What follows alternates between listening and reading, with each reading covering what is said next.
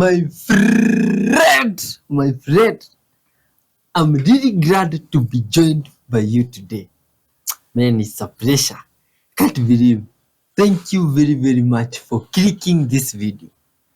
Before I even tell you of what it is that we do around here, I'd like to tell you something about our channel here.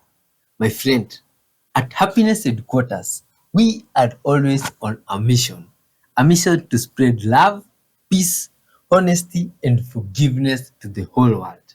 Like today, we shall be on that mission as we react together to the type of videos that we are about to see. Some mind-blowing videos, and if it's your first time here, well, my friend, brace yourself. Caution, because there's lots and lots of love ahead. And my friend, now that I've told you what you do, let's also acknowledge the one mighty person or creature or mighty soul or yeah, let's acknowledge our creator by giving thanks, my friend, because it's because of the creator that we have been gathered here today to spread love. So let's do so before we read from the book of wisdom and begin our show. Thank you, Lord, for your goodness and love.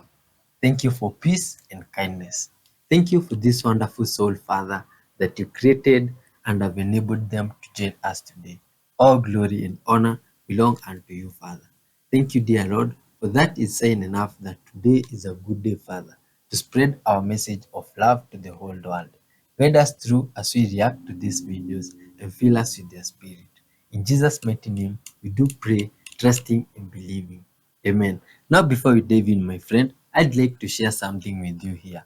Not this snack I'm holding. By the way, grab yours as you hit the like button. What I want to share with you is from the book of wisdom. And now, this one, my friend, is a wonderful word that has been keeping me going through the day, and I'd like to share with you. When the Lord brought back the captives to Zion, we were like men who dreamed. Our mouths were filled with laughter, our tongues with songs of joy. Then it was said among the nations, the Lord has done great things for them. The Lord has done great things for us, and we are filled with joy. Restore our fortunes, O Lord, like streams in the Negev. Those who sow in tears will reap with songs of joy. Now, this is the last verse. He who goes out weeping, carrying seed to sow, will return with songs of joy, carrying sheaves with him. All glory be to God. That is from Psalms 126. Let's dive in good vibes soul to spreading some love. So this is my best friend. I just wanted to show him off because he's really cool, really awesome. He makes my life better, and I love him a lot. There is 100% a spiritual war happening right now, whether you're aware of it or not. This is literally dark and evil forces versus light and good. The reason that this is a spiritual war is that you cannot see it, and there is so much shit happening in the invisible realm. The dark side has already lost, but right now it is fighting for its life to try to keep its grip on humanity. There are a lot of worldly events that are happening right now because this is the crescendo we're reaching. The hurricanes right now, it ain't a coincidence. Which is why right now it is so important to place yourself in a protective bubble, to pray, to ask for protection, to ask for guidance. I have a very, very, very special friend, and she has been receiving messages from the sky, the beautiful heavens. And she does very special, very powerful prayers that if you feel called to watching her video, you will literally be protected. And you, just by performing the act of listening to this prayer, to putting your energy into it, you are protecting so many people from all of the invisible shit trying to affect us. If that makes any type of sense. You don't have to be religious to pray. But I highly suggest it in the times we're in, because if this is a non-physical war, you are going to need your non-physical friends by your side. So if you feel called to watching this prayer video, just listening to it, you don't even have to repeat it, just playing it, I'll put the link here. I know you'll go see it. I know, because I know you want that protection. I know you want that safety. I know you want to feel all of this light and love that is being offered to you, and all of the beautiful divine protection that we are being assisted with right now. because holy crap, we're gonna need it, because this is the big guns, like the big guns. Okay, you guys, more weird activities going on with the moon last night. This right here is in Havasu Lake in Needles, California. Now you can already see that this moon is literally transitioning to all types of colors. Y'all see that? It's flashing all types of colors. But watch what it does, y'all. It's literally waxing and waning right in front of our eyes. Now check this out. It's like going away. Look at this. Look at that, y'all. Look. And look, did you see another one right there? Y'all saw another one right to the left of it? But look, now it's disappearing. This is in California. Look at that. And then it starts coming back. It was doing that the whole night. Look, now look, it's coming back. Look. Look at that, y'all. Man, there has been a lot of activities going on in the sky as of late, y'all. Why is this moon doing that? It's like flashing all the chakra colors, y'all. Is it sending us a message? Y'all see that? Could it possibly be a ship? Could this new moon possibly be a ship like we've been saying? Look at that. Y'all can't deny there's a lot of strange activities going on with the sky, y'all. Especially in regards to this moon that has been here this whole time that we absolutely know nothing about. And at one point in time we thought we went to the moon, but we never did go to the moon. So what is going on? This thing has been in our atmosphere and we know nothing about it. What is it doing? Did you know that by eating quickly, you can actually increase your chances of developing metabolic syndrome? So according to the systematic review and meta-analysis, fast eaters have a 54% higher risk of developing metabolic syndrome compared to slow eaters. This is very interesting because I am typically a fast eater. So today I'm going to eat this sandwich as quickly as I can to see what it does to my blood sugar. And then tomorrow I'm going to eat it at a slower pace. Let's give it a shot. Alright, it's been a couple of hours since I've had the sandwich. I do want to mention this sandwich took me a little over 5 minutes to eat. It was a rather big sandwich. So with that in mind, let's have a look at the glucose monitor to see what happened to my blood sugar. You can see here there was a blood sugar spike. This went up by 36 milligrams. And that's mostly due to the carbohydrates in the bread. There are a number of factors that may help to improve your metabolic health by eating slowly, and one of them is that you feel more satiated as you take your time eating, and this might mean that you're less likely to overconsume calories. Stay tuned, tomorrow we'll be doing the slow test. Here we are, October 7th again tonight, almost 8 o'clock in Oklahoma. Yes, we can see the moon up there, but we're taking a look at the, whatever this is. Some say it's Jupiter, some say it's Venus, some say it's the Star of Jacob, but you can definitely see that it's changing colors. And I can see this even without looking at my camera. Kind of looks like the Dyson sphere, or what they say angels might look like. But it's definitely changing colors. It's getting brighter. Even whenever you go back, you can kind of see that it's getting brighter and changing colors. Okay, I was starting to leave and I turned around and it started spinning a lot and making a lot of colors, so I figured I'd try to get it a little bit more. But yeah, this thing's definitely spinning, changing all kinds of colors.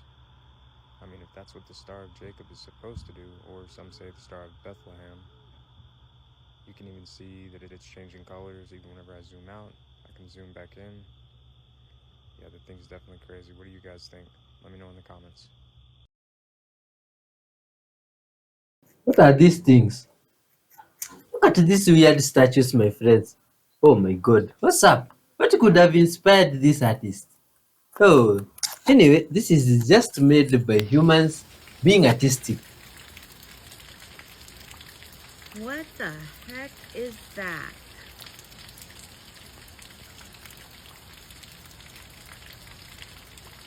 Just out of nowhere, something started smoking in our yard.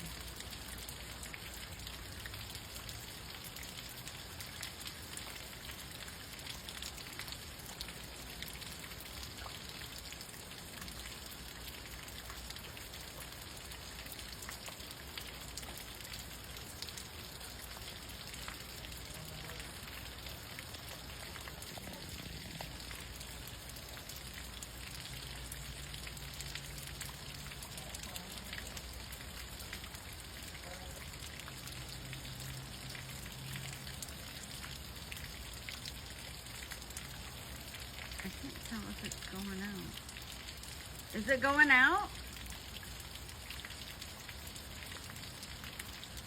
It's not going out.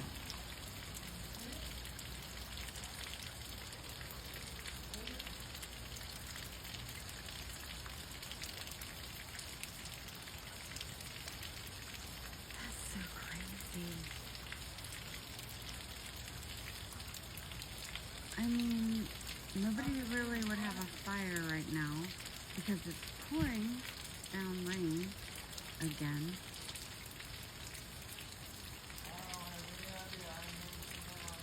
I'm going out there. I am going out there. I can't stand it. I gotta know what it is.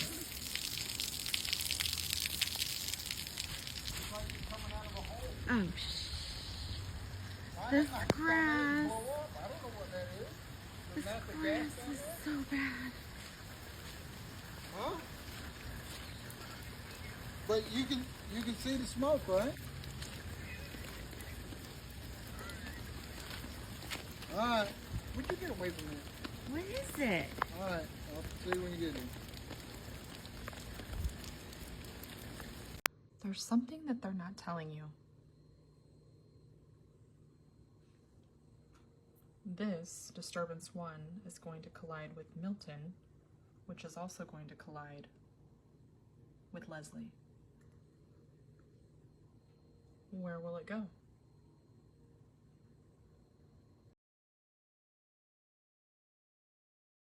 Florida, USA before the landfall of Super Hurricane Milton. This is crazy. Oh my God. Ooh, oh, this is water coming towards the land. Oh, good people of Earth. Ha! I pity the good people from that place. Oh my God. What's going on? What is causing all this stuff? Ooh, and there is a ship going on in those conditions. Huh? Humans are extremely intelligent. But look at this, my friends. Oh my God. Wow. This is crazy. You see, myself, I've never seen too much water in my whole life. Maybe on a movie like, you see, I can't, I'm even saying it's a movie because it's hard to fathom this is real. Oh my God. Ah, good people of Earth. God, look at this. Oh, I pity the people. Most people in don't know the difference between a gulf, a bay, a peninsula, and a strait, but it's actually pretty simple once you break it down. A gulf is a large body of ocean water partially enclosed by land. It's typically bigger and deeper than a bay. The perfect example is the Gulf of Mexico, which is bordered by the United States, Mexico, and Cuba. A bay is similar, but usually smaller and more enclosed than a gulf. Think of it like a smaller indentation along the coast. The Tampa Bay area on the west coast of Florida is a smaller inlet along the Gulf of Mexico. A peninsula is a piece of land surrounded by water on 3 sides, but still connected to the mainland on one side. Florida itself is a classic example where it extends out into the ocean while remaining connected to the rest of the U.S. Finally, a strait is a narrow passage of water that connects 2 larger bodies of water. The Florida Straits, for example, separate the Gulf of Mexico from the Atlantic Ocean and sit between Florida and Cuba. What is the difference between these 2 skirts? Similar style, even the same kind of fabric, but one of them is cut on the bias, and the other is not. But what does it mean for something to be cut on the bias? The bias for what? Who am I? Where are we? Don't worry, we're referring to a very specific aspect of garment creation. I'll just explain it to you.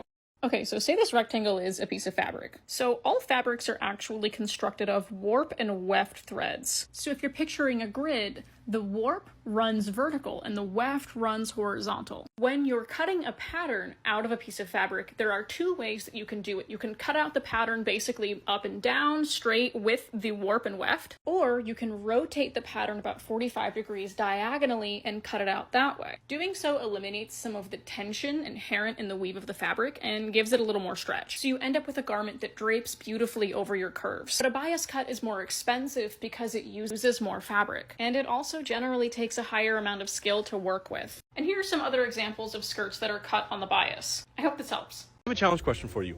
If you were to take your compass and travel north, have your compass point north and travel north, and keep going until you got to where it was pointing, to the North Pole of the Earth, what would happen if you were standing right at the point where the compass was pointing you to walk to. Like, let's say I walk this way, it points me back this way. If I walk over here, it points me this way. What would happen if I'm standing right at the top of where the compass is pointing? What do you think would happen? Which way would your compass want to point? Put the answer down in the comments and I'll like the best one. See it. If you see one of these on the beach, do not throw it out. They look like the end of plungers, so a lot of people think that they're not a natural material. This is a moon snail egg collar. It's essentially a sand egg sandwich. To lay their eggs, they go under the sand and they slowly turn their bodies and release eggs. Sand sticks to either side and creates this. So make sure to keep them at the beach so more moon snails can grow. I listened to this video today that was like urban legends that turned out to be true. And one had me so shook, I literally like opened up my mouth wide. I was like, oh my God. Clearly the urban legend was this house is so haunted, it drives everyone crazy that went inside of it. But it was actually based off of this house where people started losing their goddamn minds in it and nobody could figure out why for a little while.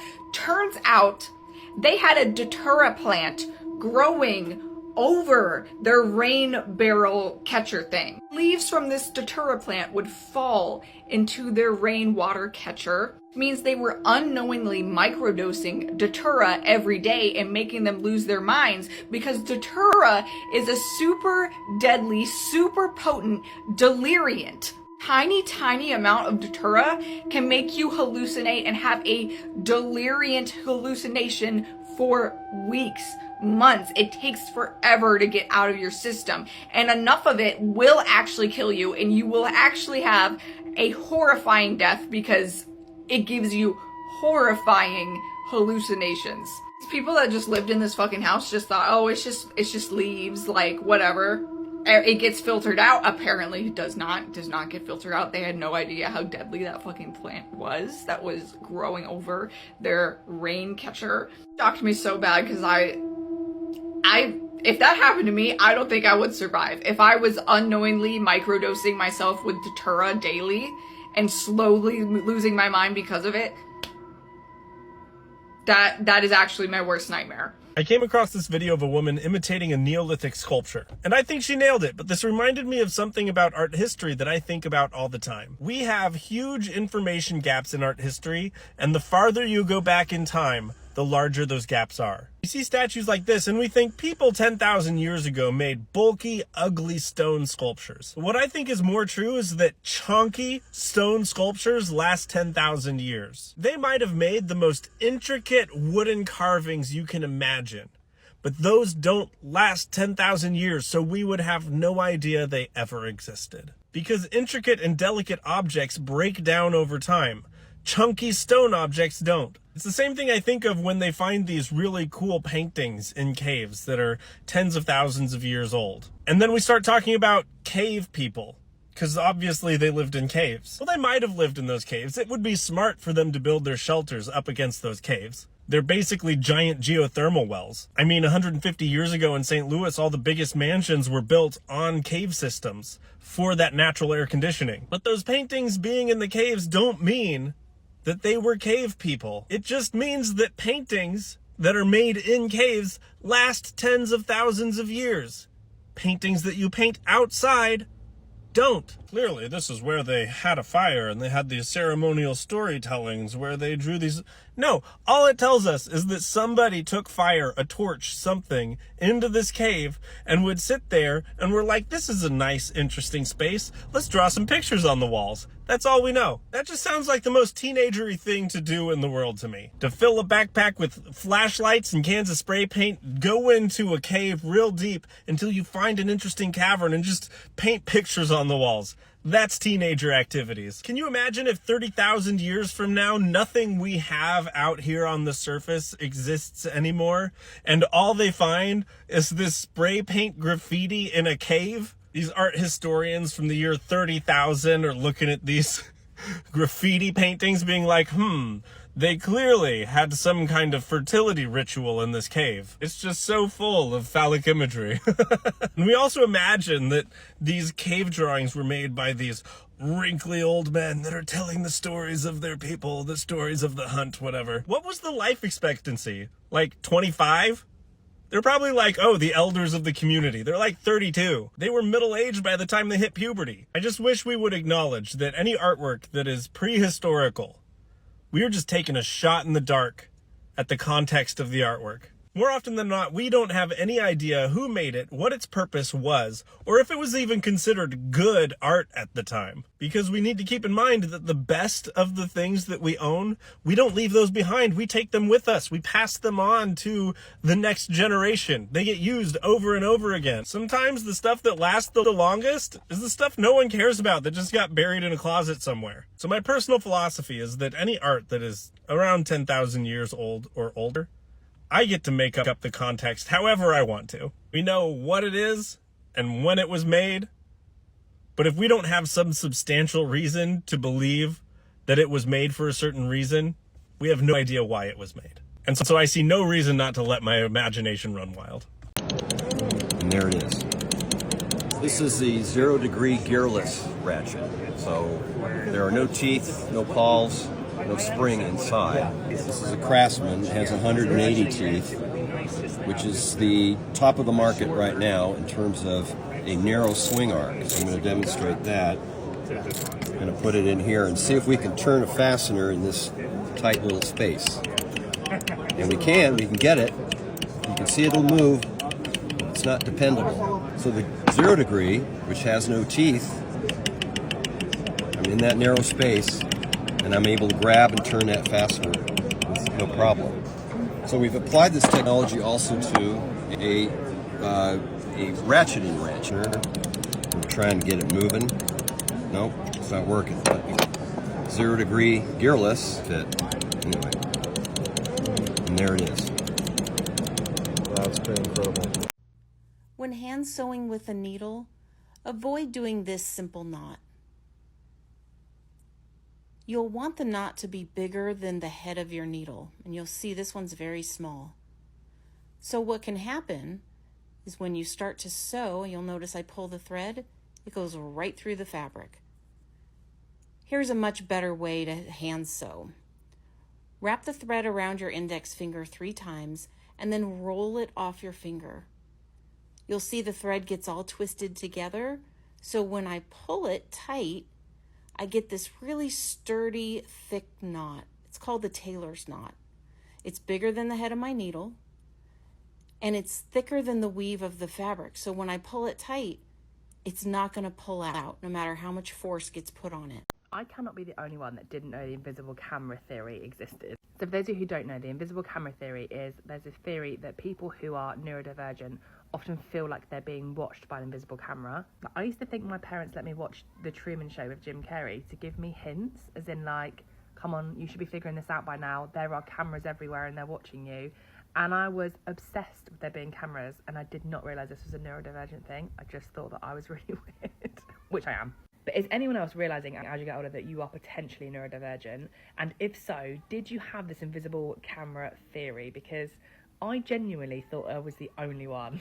It's not a UFO, but you can see this. NASA has deployed a sailboat in space, 600 miles above Earth. Except instead of wind, it's steering and being pushed through space by the sun's light. Basically, NASA sent this tiny box to space. This is less than 13 inches per side. And when it was up there, it deployed these giant reflective wings. Each side is 30 feet. Light from the sun travels through space and hits this solar sail and is reflected off of it. But some of this energy is transferred and it propels the spacecraft. Just a tiny bit, but that light is constant. And they adjust this angle of the spacecraft to steer just like a sailboat. So in theory, you wouldn't need to bring a bunch of fuel for a spacecraft in space for it to travel really far because the fuel is already in space.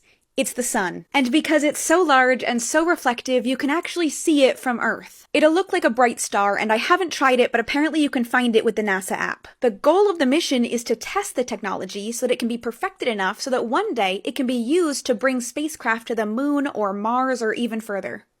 I'm going to make a video for everybody who has a problem with vultures because they are the sweetest little babies. They are the sweetest. Yes, they are. Yeah, oh, you got gnats all over you, man. Yep, this is Penguin. He's so sweet. He's so sweet. He is. So I don't know how anybody could have a problem with me. I'm just the best. Yes, I'm the best. And I follow people around, so you never know when I'm gonna appear. Yeah.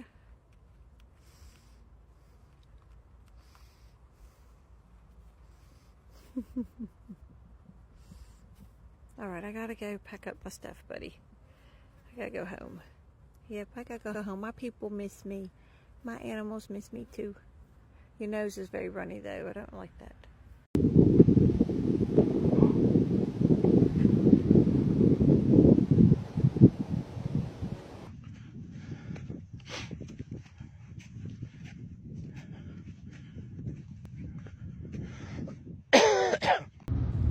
Does anyone have any idea what's flying over Wichita right now? I just was on a walk and I saw these out to the west, and I thought they were birds or balloons at first, but they were moving in a perfectly straight line with no flapping or anything like that, so not a clue what they could be. They're flying very smoothly though.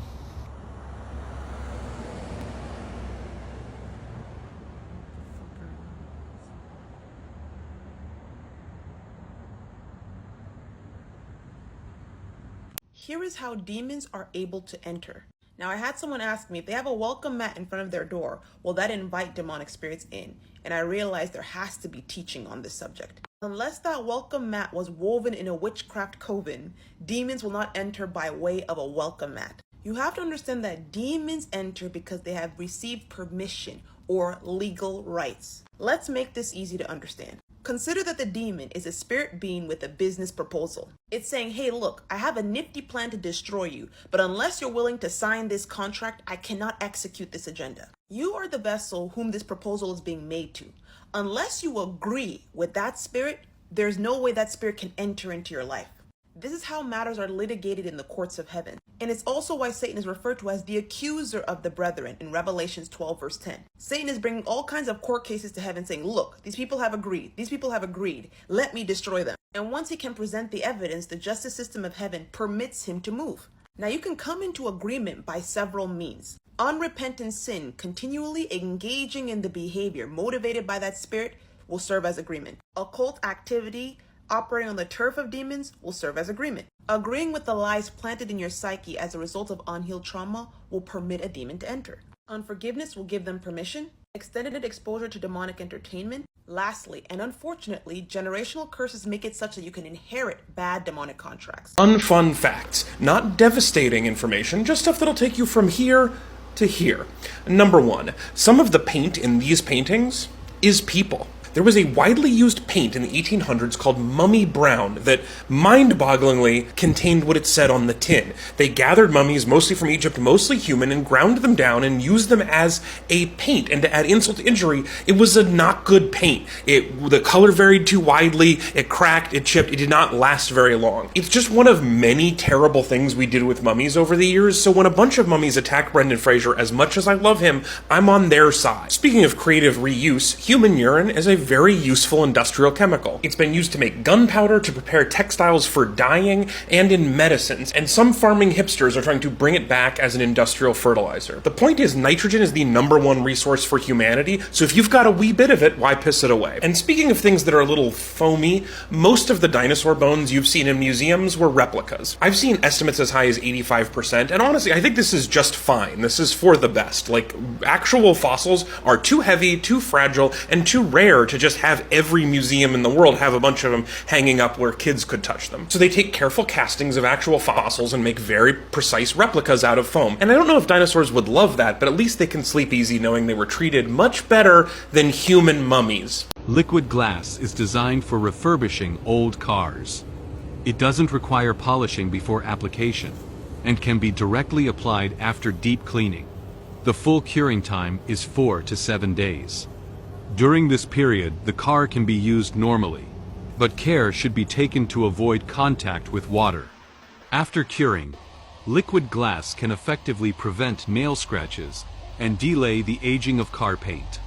Its hardness and wear resistance are stronger and more durable than the original varnish layer.